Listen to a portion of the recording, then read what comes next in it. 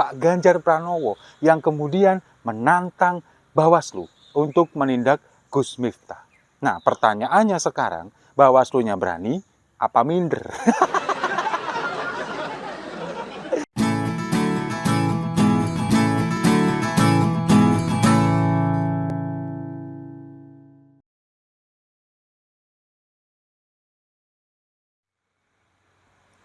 Salam damai untuk Indonesia, berjumpa lagi bersama saya, Papa Dimas. Informasi 1 Januari 2024, 44 hari menjelang pencoblosan di 14 Februari 2024. Gimana yang semalam habis merayakan malam pergantian tahun, masa jam segini masih tidur? Ayo bangun dong, bangun lagi, kita gelorakan lagi, kita kampanyekan lagi Pak Ganjar Pranowo untuk menjadi presiden di 2024. Nah, info kali ini datangnya dari Pak Ganjar Pranowo yang kemudian menantang Bawaslu untuk menindak Gus Miftah. Nah, pertanyaannya sekarang, Bawaslu-nya berani apa minder? Tapi untuk lebih jelasnya, kita simak dulu cuplikan videonya berikut ini. Kalau soal Gus Miftah, kalau soal pelanggaran dan sebagainya, semua sudah kelihatan kok. Tinggal Bawaslu, ya itulah pekerjaan Anda yang kami tunggu, atau mungkin menunggu kalian akan diprotes sama masyarakat. Oke ya? Oke, thank you semuanya ya. Nah, jadi sudah jelas ya, bukti-bukti sudah jelas, semuanya sudah ada, tinggal Bawaslu sekarang. Tugas Anda, kita tunggu, kata Pak Ganjar, tugas Anda untuk memproses ini, untuk melakukan investigasi. Sekarang, daripada Bawaslu diprotes masyarakat, mending sekalian sekarang langsung diinvestigasi. Karena apa? Karena semuanya sudah jelas, sudah terlihat jelas. Di videonya yang sudah beredar beberapa hari yang lalu, pembagian uang, kemudian ada teriak yel-yel Prabowo Subianto, lalu kemudian mengacungkan 2 jari, lalu kemudian ada yang membentangkan kaos bergambar Prabowo Subianto. Meskipun banyak sekali bantahan yang dilakukan oleh kubu Prabowo Subianto, termasuk Gus Miftah sendiri. Gus Miftah sudah memberikan klarifikasi bahwa itu adalah uang pemberian dari Haji Her, sang pemilik rumah di Pamekasan, seorang juragan tembakau yang memang pada waktu itu waktunya, harinya untuk membagi-bagikan uang katanya. Kebetulan Gus Miftah diundang di sana, kemudian dibagikan, ikut membagikan uang katanya, ikut mendapatkan pahala, katanya seperti itu. Tapi klarifikasi yang dilakukan oleh pendukung, penjilat, bahkan pemuja Prabowo Subianto ini belepotan semua, nggak ada yang kompak. Nah, Gus Miftah sendiri kan mengklarifikasi bahwa itu adalah uang Haji Her, katanya, yang dibagikan kepada warga, kepada masyarakat. Kalau kita melihat videonya, satu orang ibu-ibu mendapatkan 50.000, kalau misalkan dia menggendong anak mendapatkan 100.000. Tapi penjilat-penjilat Prabowo Subianto, kemudian juga pemujanya mengatakan bahwa itu adalah honor Gus Miftah yang diberikan oleh Haji Her, kemudian oleh Gus Miftah dibagikan kepada masyarakat. Nah, ini kan pembelaan yang nggak kompak, pada belepotan semua. Lalu ada lagi pembelaan tentang Gus Miftah yang bukan bagian dari tim kampanye nasional atau TKN Prabowo Gibran. Gus Miftah sendiri mengatakan dia bukan TKN. Sementara sekretaris TKN, Nusron Wahid, ini juga mengatakan Gus Miftah bukan bagian dari TKN, bukan tim kampanye. Dia bukan caleg, dia bukan capres-cawapres, dia bukan TKN, hanya masyarakat biasa yang membagi-bagikan sedekah.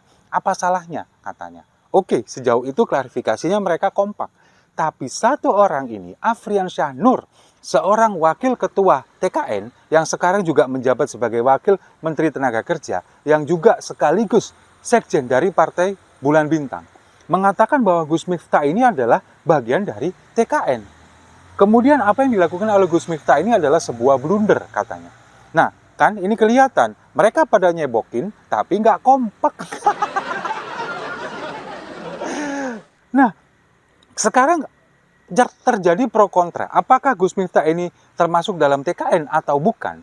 Kita bisa melihat di beberapa kesempatan, terutama ketika debat Capres-Cawapres. Gus Miftah ini ada di barisan pendukung dari Prabowo Subianto.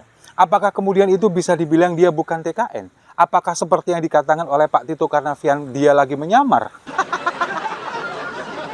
Nyamar jadi apa? Sekarang begini, dia terlepas dia ini TKN atau bukan, nama dia ada dalam nama-nama TKN atau bukan, yang jelas ketika kita menjadi pendukung salah seorang paslon, tidak bisa diperkenankan semua orang bisa masuk ke dalam arena debat. Pendukung paslon, tim sukses yang masuk ke dalam arena debat di kantor KPU beberapa waktu yang lalu, itu adalah orang-orang terbatas. Orang yang dibatasi jumlahnya dan yang pastinya orang-orang pilihan. Kalau saya misalkan, saya pendukung Ganjar Pranowo, kemudian saya ikut masuk ke sana, apakah bisa? Nggak bisa, karena saya ini bukan siapa-siapa. Sementara Gus Miftah, dia masuk ada di dalam sana. Dia di belakang Prabowo Subianto, terlihat berulang kali gelisah, sampai melepaskan kacamata hitamnya. Apakah dia bukan bagian dari TKN? Nggak mungkin. Kalau mungkin namanya tidak tercantum, bisa jadi. Tapi dia dianggap orang penting di sana. Buktinya, dia ada di barisan itu. Nggak mungkin kalau dia pendukung biasa, kemudian dia ada di barisan itu. Karena memang di sana dibatasi, jumlahnya orangnya terbatas. Sama seperti ketika Mayor Teddy beberapa waktu yang lalu. Dia katanya ajudan Menhan, tapi dia ikut di sana, ikut menggunakan seragam warna biru muda. Seragam khusus tim ses, apakah dia juga bukan bagian dari tim ses? Nggak mungkin dia ada di sana. Itu pembelaan yang dilakukan oleh pemuja dari Prabowo Subianto. Nah, sekarang masalah Gus Miftah lagi. Mungkin dia tidak masuk, namanya tidak masuk dalam tim kampanye nasional. Tapi beberapa kali kesempatan dia mengatakan bahwa dia mendapatkan tugas khusus dari Prabowo Subianto untuk mendekati pondok pesantren, untuk mendekati para kiai dan ulama. Apakah itu bukan bagian dari tim kampanye? Kalau ada yang bilang itu berarti matanya buta. Itu memang dia bagian dari tim itu meskipun namanya nggak masuk. Tapi bagian dari tim ses. Itu yang terjadi. Nah sekarang pembelaan yang dilakukan apapun, percuma. Masyarakat ini nggak bodoh. Masyarakat tahu mana orang yang kemudian membagi-bagikan uang ketika masa kampanye, mana yang bukan. Memang meskipun banyak yang bilang Gus Miftah ini sering membagi-bagikan uang, sering membagi-bagikan honornya kepada masyarakat. Dan saya tahu itu, benar tahu, dan itu benar memang. Tapi sekarang kondisinya ini adalah musim kampanye. Sementara Gus Miftah ada di barisan pendukung Prabowo Gibran. Jadi kalau misalkan kita mengatakan ini tidak boleh dikaitkan dengan politik, mustahil, nggak bisa. Karena memang Gus Miftah ada di bagian itu, ada di bagian ini kampanye Prabowo Gibran. Nggak mungkin. Jadi yang salah sebetulnya di sini siapa? Adalah Gus Miftah sendiri tidak bisa menempatkan dirinya. Kalau misalkan memang dia terbiasa sudah membagi-bagikan uang, honornya kepada masyarakat. Kalau misalkan sekarang menjadi tim kampanye dari Prabowo Gibran, itu dihentikan dulu.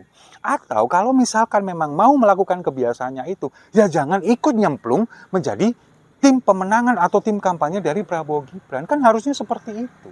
Jadi ini yang tidak bisa menempatkan diri, seorang ulama katanya, kemudian seorang pemuka agama yang tidak bisa menempatkan dirinya, kemudian pada akhirnya masyarakat menjudge bahwa dia melakukan politik uang, ya jangan salahin. Karena memang ini waktunya masa kampanye dan Anda di bagian tim kampanye Prabowo Gibran. Makanya sekarang kita menunggu tindakan dari Bawaslu. Ini bukti-bukti sudah jelas, bukti video sudah jelas. Bahkan video bukan hanya satu ketika dia membagikan uang itu saja. Ketika dia kemudian berpantun mengatakan Prabowo Gibran untuk Indonesia, kemudian mengacungkan 2 jari. Banyak sekali video yang beredar dan bukti itu cukup kuat. Apakah kemudian Bawaslu diam saja? Tapi kalau bagi saya, sepertinya Bawaslu akan melempem seperti biasanya. Apalagi kalau berurusan dengan Prabowo Gibran, berurusan dengan Gibran terutama. Bawaslu ini tiba-tiba masuk angin, tiba-tiba jadi minder. Karena apa? Karena mungkin takut, karena Gibran adalah seorang anak presiden.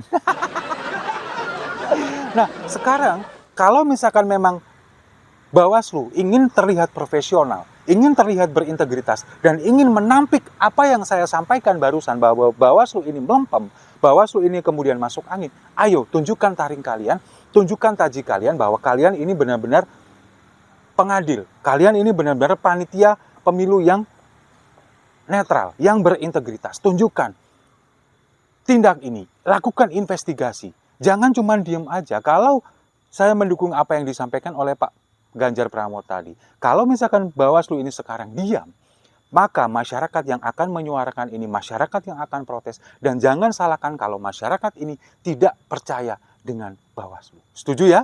Saya rasa itu. Terima kasih sudah menyimak. Jangan lupa like, komen, dan subscribe. Sampai jumpa di video-video saya selanjutnya. Tahun baru, pilih presiden baru. Jangan yang bolak-balik nongol di suara-suara, tapi kalah melulu.